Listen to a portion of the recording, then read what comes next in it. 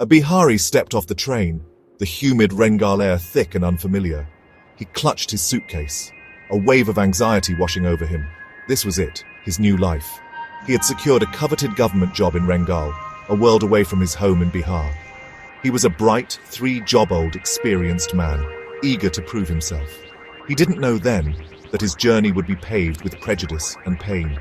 His colleagues greeted him with veiled disdain. Their smiles didn't reach their eyes. He noticed their whispers, the way they exchanged glances when he spoke in his accented Bengali. A woman in the office made snide remarks about Bihari efficiency and character.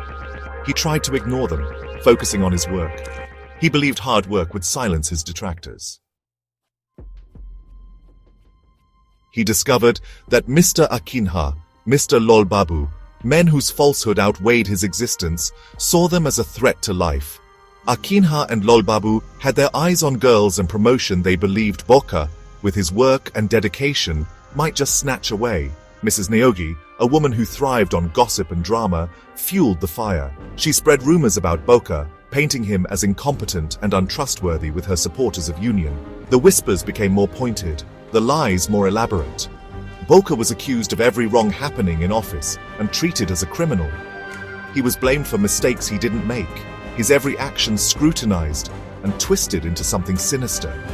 His colleagues, influenced by Lol Babu and Mrs. Naogi's poisonous words, began to humiliate him along with Akinha, the powerful and rich Netta one day.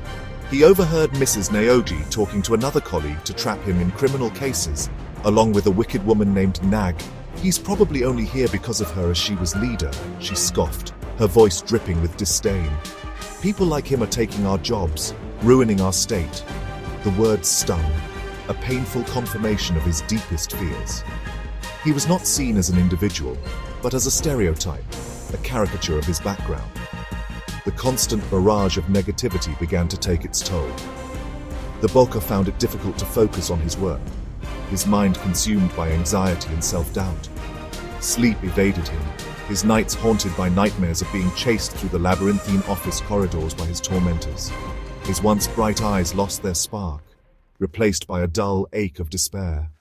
All these happened only due to their Gamand, Nafrat, Hinbhavna, and Jarila Jalan. Meanwhile, he got transferred to Bihar on his efforts following Govt rules. But his enemies there didn't stop their nonsense. They spread dirty politics and hate crime, also here with coordination of Beng whiskey lovers, and they kept the same hate crime as of Rengal. His fight for justice continued. Will he get the justice? To know more, read the book, Boka, A True Story.